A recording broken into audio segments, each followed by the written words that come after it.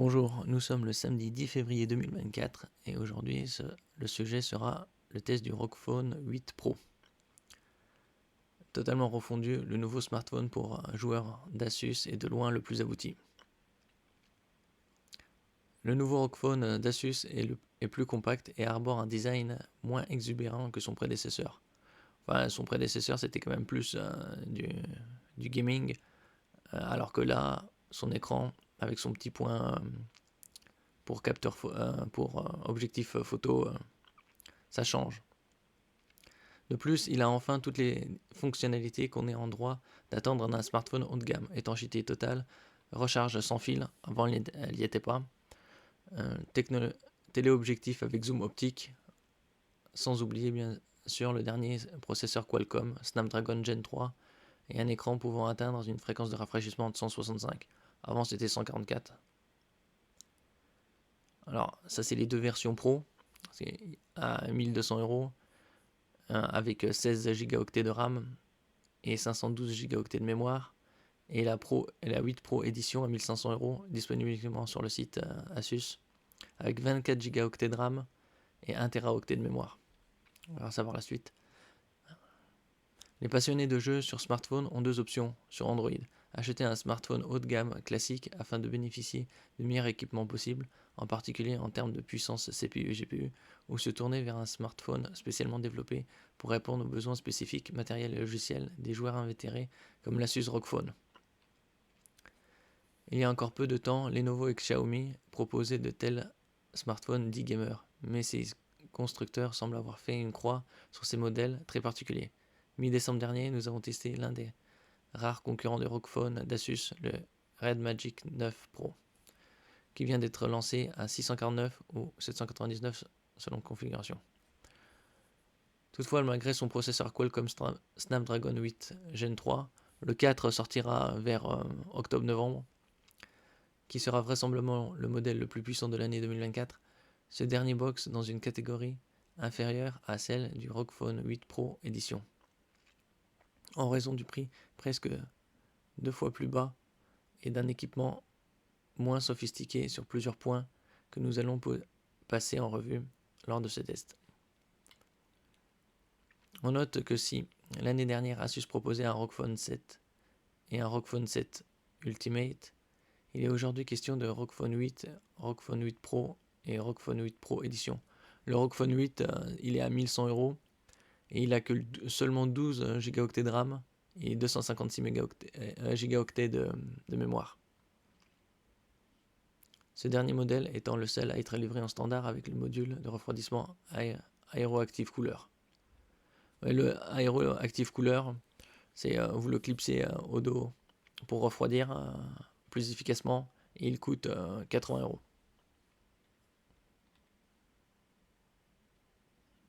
Quelles sont les caractéristiques techniques du ROG Phone 8 Pro Edition? Plusieurs changements ont été apportés au ROG Phone 8 Pro Edition par rapport au smartphone de 2023, aussi bien en termes de design que de composants internes. Même le module Aero Active Cooler a été modifié. Le constructeur a rendu son smartphone gamer plus compact et l'a doté de technologies qui faisaient cruellement défaut au ROG Phone 7 Ultimate, malgré son prix élevé, comme la charge sans fil, c'est-à-dire la technologie Qi, téléobjectif, là c'est en x3, et certification IP68 en particulier. IP68, c'est un indice de protection. 68, le premier c'est pour la poussière et le deuxième numéro c'est pour l'étanchéité. Il y a différents niveaux.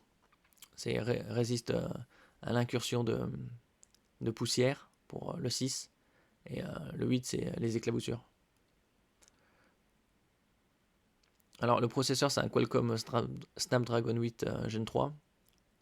Alors pour les versions ROG Phone 8 Pro et Pro Edition, comme je l'avais dit, 16 ou 24 Go de RAM, 512 ou 1 Teraoctet de stockage.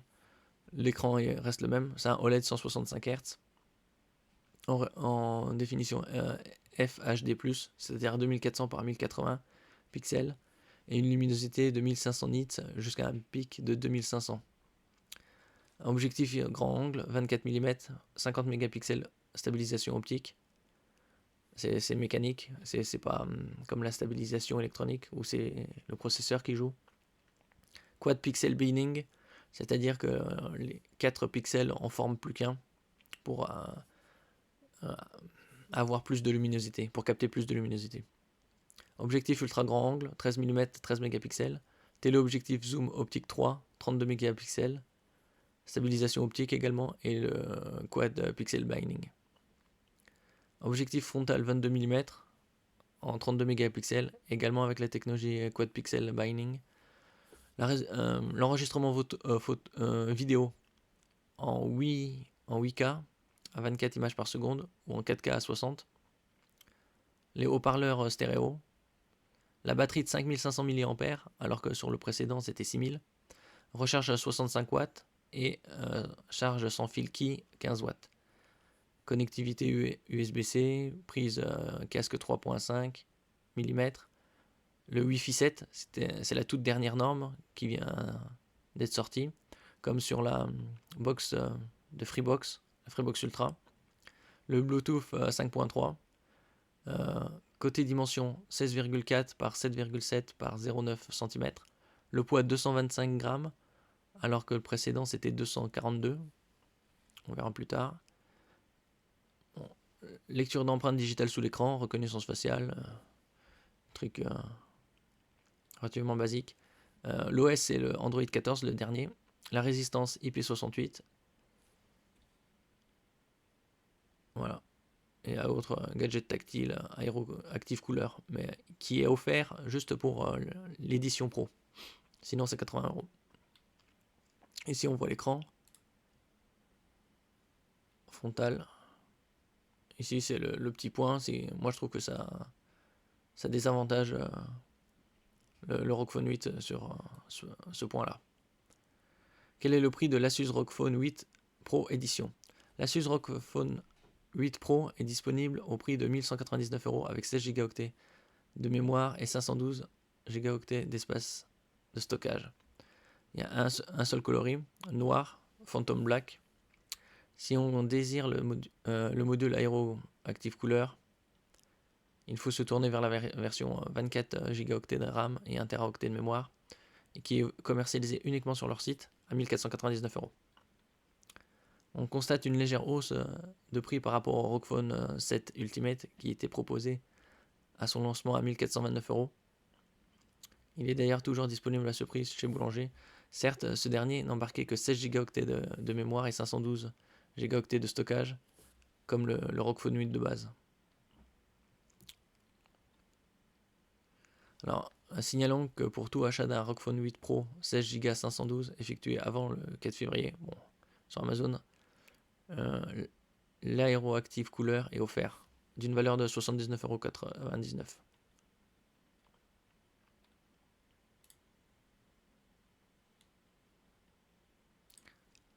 Après, ceux qui ont des ROG Phone de 1 à 7, que pensez-vous du design global de l'écran en général? Un design plus compact, plus résistant, mais moins gamer. Le boîtier du ROG Phone 8 Pro a subi de nombreuses modifications en termes de design par rapport à son prédécesseur. Cela s'explique par le fait qu'Asus a voulu proposer un smartphone moins imposant, plus fin et plus léger, et totalement étanche. Car en effet, le nouveau smartphone gamer d'Asus est désormais certifié IP68, contre IP54 pour le précédent ROG Phone. Ça, c'est une grande différence. Ce qui garantit une protection optimale à l'eau et à la poussière. Les utilisateurs les plus accros pourront jouer dans la baignoire ou au bord d'une piscine sans craindre l'immersion accidentelle. Ou à la plage.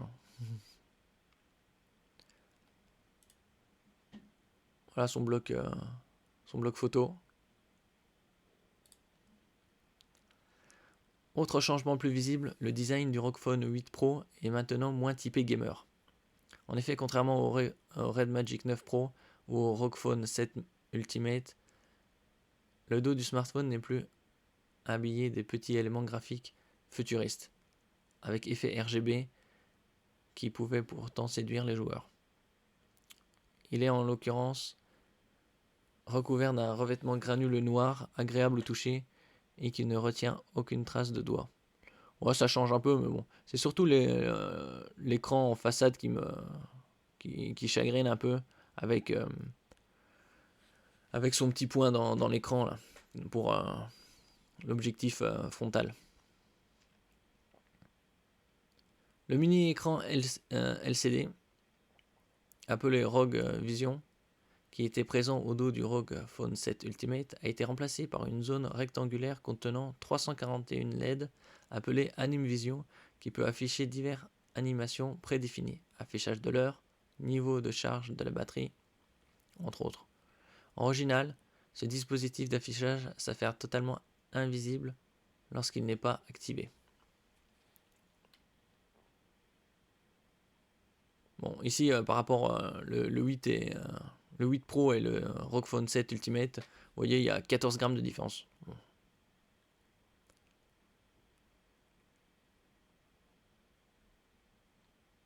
On retrouve donc une configuration audio plus classique, parce que là, c'est du son stéréo seulement. Avec un haut-parleur orienté vers la droite, placé à côté du port USB-C, et un autre placé au bord de l'écran, orienté vers l'utilisateur. L'ensemble délivre un son d'assez bonne qualité, certes déséquilibré, le haut-parleur de droite est dominant, comme souvent. Le constructeur a ainsi réduit la longueur du smartphone de quelques millimètres.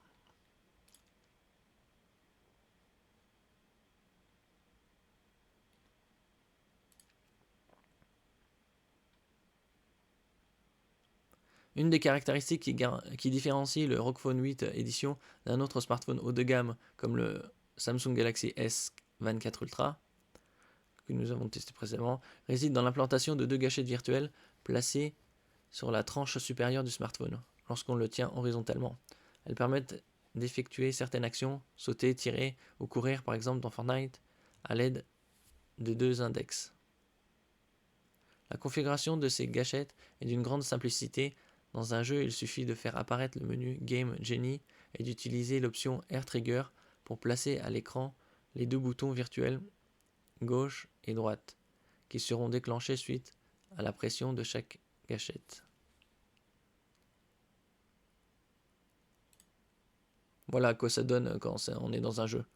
Je trouve que, comme je le répète encore, ce point dû à l'objectif frontal, ça gâche un peu l'écran, ça fait plus un véritable ROG. À part les autres points, qu'il est étanche, IP64, résistant à la poussière, ça c'est top ça. Qui sont passés au niveau supérieur. Tous les joueurs le savent, le refroidissement est un facteur assez critique sur un appareil qui va être poussé dans ses retranchements pendant de longues heures car son CPU et son GPU vont chauffer considérablement. Ah oui, puisque tout ça c'est de la puissance quand même considérable dans un espace minime. Et donc pour évacuer la chaleur, ça pose un problème. Et les composants internes pourraient être endommagés par une température trop élevée. Pour limiter la montée en température, la solution adoptée par le Red Magic 9 Pro a consisté à implanter un mini ventilateur directement sur son châssis. Bon, ça, le premier ROG Phone, il l'avait déjà ça.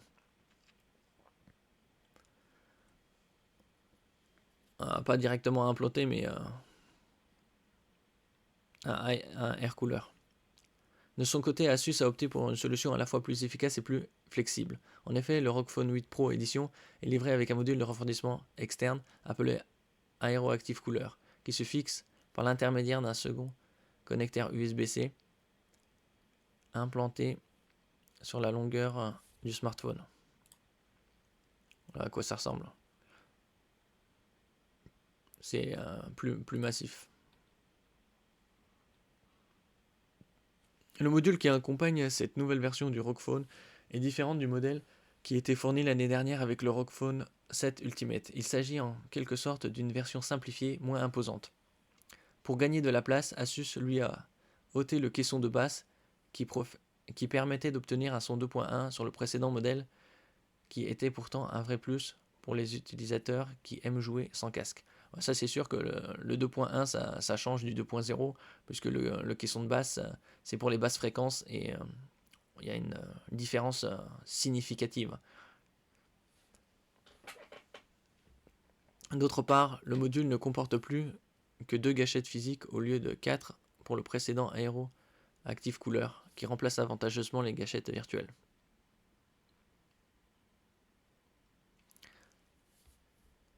Pour le reste, le nouvel Aero Active Cooler comporte toujours un port USB-C et une prise casque pour que ces deux câbles ne soient pas connectés sur le côté droit du smartphone, car ils pourraient alors gêner la prise en main du smartphone en jouant. Et si le module affiche toujours ces effets RGB, il s'avère moins nombreux et moins sophistiqué que sur l'ancien module. Voir photo ci-dessous.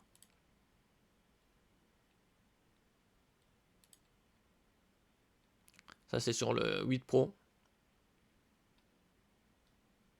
Et ça c'est sur le 7 Ultimate. On voit la différence de taille.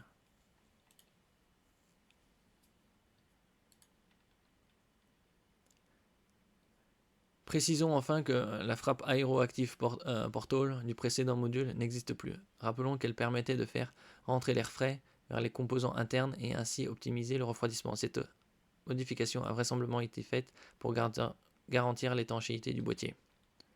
Oui, parce qu'il passe du IP54 au IP68.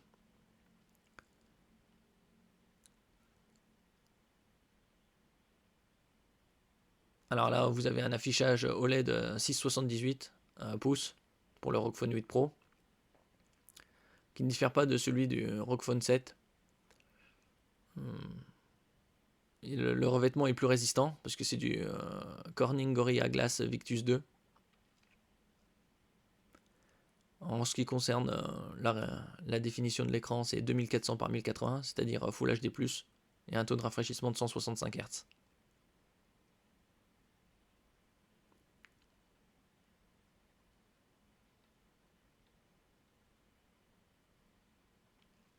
La fréquence peut varier de 1 Hz à 120 Hz selon l'application utilisée. Pour économie, bien évidemment, tout ce qui est 120, 144, 165 Hz, c'est pour le gaming. Sinon, 60, 90 Hz suffisent largement pour lire du texte. La luminosité est de 1600, elle peut aller jusqu'à 2500, alors que sur le ROG Phone 7 Ultimate, elle était de 1000 et elle pouvait aller jusqu'à 1500.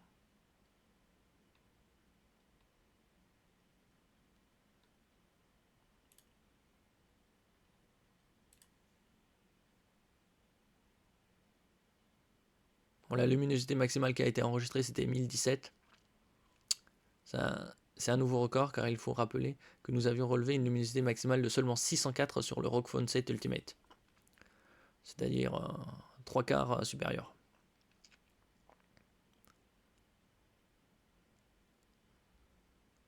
En revanche, la température moyenne des couleurs est de 7399 Kelvin, ce qui peut s'avérer un peu trop froid pour certains utilisateurs. Et plus le nombre est élevé, plus c'est froid. C'est comme sur les ampoules LED. Les ampoules LED avec une couleur blanc chaud, c'est du 2700 Kelvin.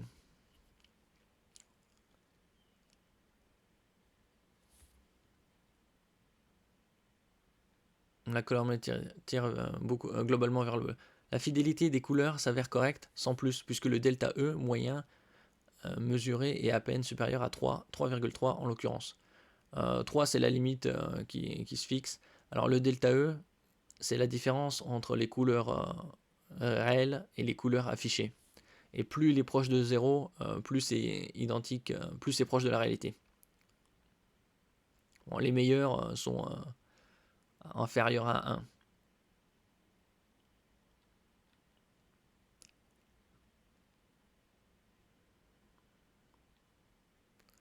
Si on active le profil d'affichage naturel, on obtient quasiment les mêmes résultats. En revanche, si on bascule en mode standard, on obtient des résultats les plus équilibrés. Une luminosité maximale qui reste très élevée, 985 nits, une colorimétrie parfaitement neutre, 6502 Kelvin, une excellente fidélité des couleurs symbolisée par un delta E moyen mesuré à 1,6.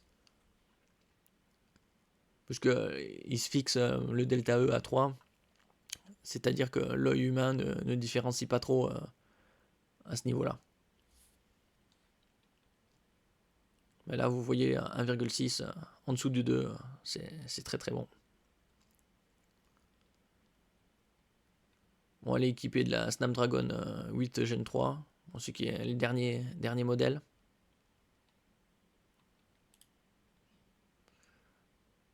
Ici, vous avez les benchmarks, 2290 en simple cœur, 7216 en multicœur.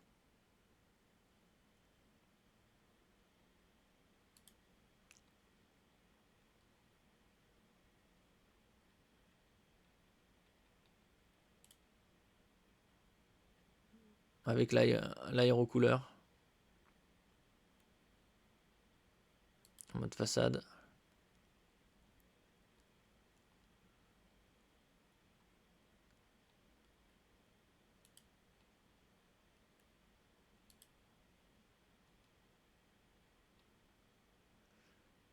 Pour le savoir, nous avons lancé le stress test Wildlife Extreme de l'application 3D Mark, puis relevé la température indiquée dans l'application Amory Create d'Asus. Sans l'aéro active couleur, celle-ci a grimpé jusqu'à 51 degrés. Et ça réchauffe bien les doigts en hiver. Dans les mêmes conditions, la température du processeur Exynos 2400 de Galaxy S24, pourtant moins véloce, a atteint 47 degrés Celsius. Avec l'aérocouleur, voilà l'avantage que ça donne.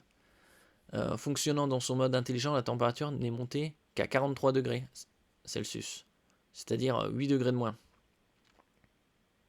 Donc 20% de refroidissement, pas loin. Puis nous avons refait le test avec le mode glacial de l'aéroactive couleur.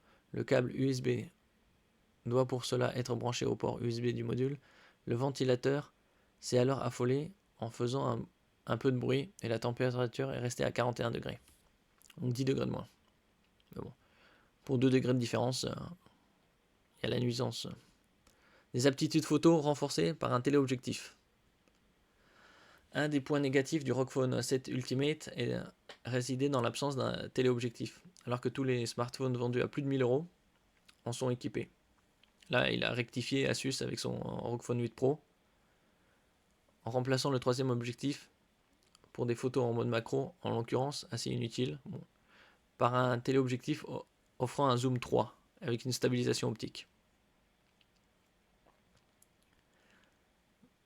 Dans une définition de 32 mégapixels, les photos sont capturées par défaut en 8 mégapixels avec la technologie Quad Bayer Pixel Binding, qui permet d'obtenir de meilleurs résultats lorsque la luminosité est très limitée, surtout la nuit, comme je vous le disais. Ainsi équipé, le smartphone est en mesure, selon le constructeur, de générer de belles photos avec un facteur de grossissement de 10 à 30 en zoom numérique.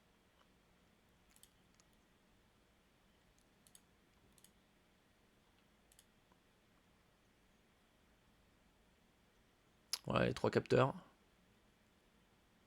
Le flash, du 8K en ultra 24 images secondes.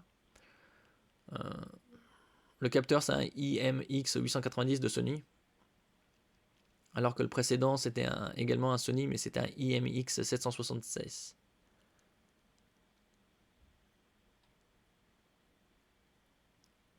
Alors, des images ultra grand angle.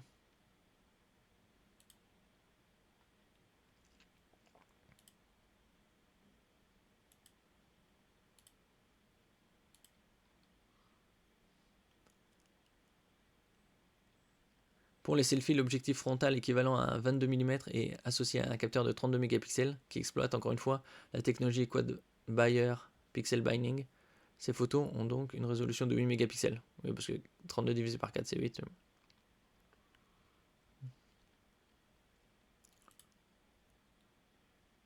Mais ça, c'est modifiable dans les paramètres.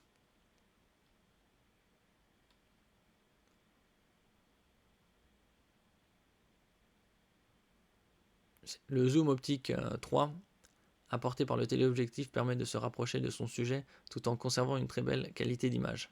Toutefois, il n'est pas vraiment conseillé d'abuser du zoom numérique pour se rapprocher encore plus. En effet, à partir du zoom 5, la qualité se dégrade progressivement et le ROG Phone 8 Pro n'est alors plus en mesure de soutenir la comparaison avec le Samsung Galaxy S24 Ultra.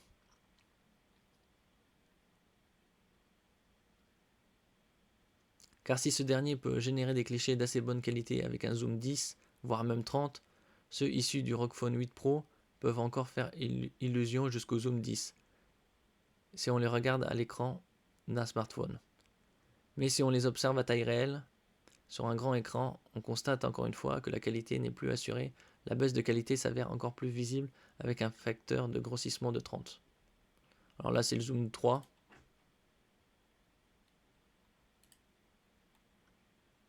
Zoom 5 numérique. Zoom 10. Et là, zoom 30 numérique. On voit que l'image commence à se détériorer. C'est approximatif. Alors que là, on voit les détails. Ici, un zoom optique 3. Ça aurait été intéressant de le faire sans zoom. D'abord sans zoom optique. Voilà. C'est là, ici.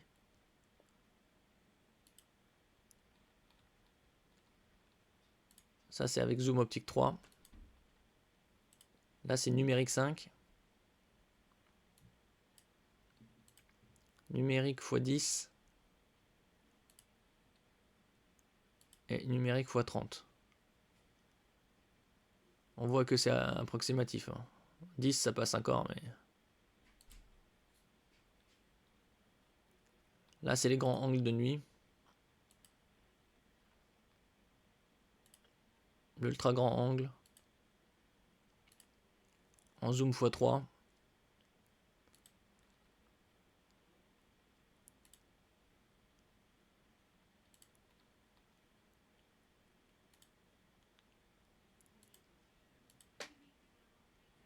Ouais, c'est ça qui pêche, c'est surtout les photos de nuit. Bah, ça va certainement être amélioré avec les années.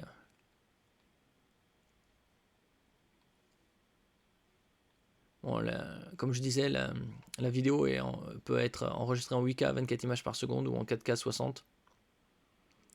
La différence avec le précédent, c'est que la batterie c'est du 5500 mAh contre 6000 pour le ROG Phone 7 Ultimate.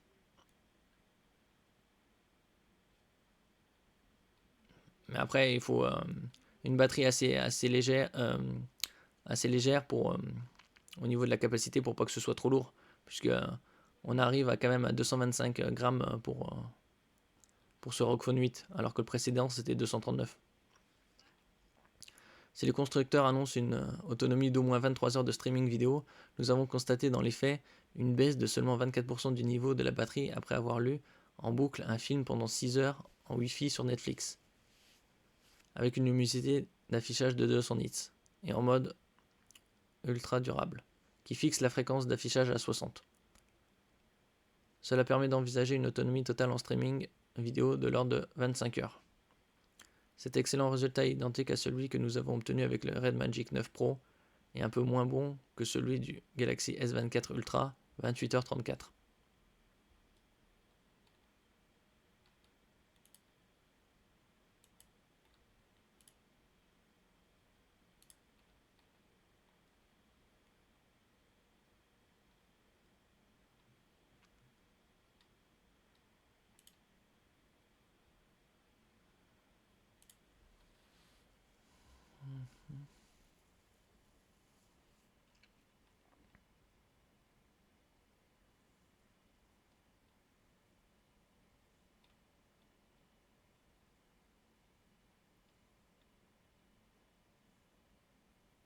Si on bascule en mode dynamique, l'autonomie est du même ordre, plus de 18 heures.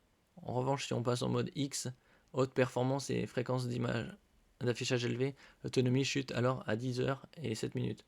Ce qui est tout à fait compréhensible, parce que ça nécessite beaucoup d'énergie à maintenir ce genre de performance. En effet, l'autonomie du Red Magic 9 à une fréquence d'affichage de 120 Hz a fonctionné pendant 9h48. En pratique, si on joue une demi-heure à Fortnite avec une fréquence automatique en mode X, avec une qualité élevée, la batterie perd 8% de charge. Au bout d'une heure de fusillade intensive, il reste encore 84% de charge. On peut envisager 12h30 de jeu en continu. Enfin, 12h30 de jeu en continu, c'est quand même un peu du hardcore gaming là. En général, les joueurs, 3-4 heures, c'est bon déjà. Bon point, Asus fournit un chargeur USB-C de 65 watts. Alors, le premier, il était fourni avec du 30. Il permet en théorie de recharger totalement le ROG Phone 8 Pro en 39 minutes. Ouais, il faut jamais recharger une batterie de 0 à 100%, ça utilise trop de cycles, la batterie sera usée. Il faut comprendre que quand la batterie descend à 30%, vous la rechargez de 50% et passez à 80%, ça mettra à peu près une demi-heure selon le chargeur. Et à partir de 80% jusqu'à 100%, ça mettra beaucoup plus de temps à charger, ce ne sera pas proportionnel. C'est les derniers 20%, ça nécessite plus d'énergie, plus de temps pour charger. En pratique, après une demi-heure de charge, la batterie a été rechargée à hauteur de 74%, puis à hauteur de 88% au bout de 40 minutes. Vous voyez, et 94% après 50 minutes. Et il n'a fallu attendre que 5 minutes de plus pour qu'elle soit totalement rechargée. Dernier point, le smartphone est désormais compatible avec la charge sans fil Qi en 15 watts. Le constructeur se met ainsi au niveau de tous les autres smartphones haut de gamme du marché, vendus à plus de 1000 euros, qui supportent quasiment tous ce mode de recharge depuis plusieurs années.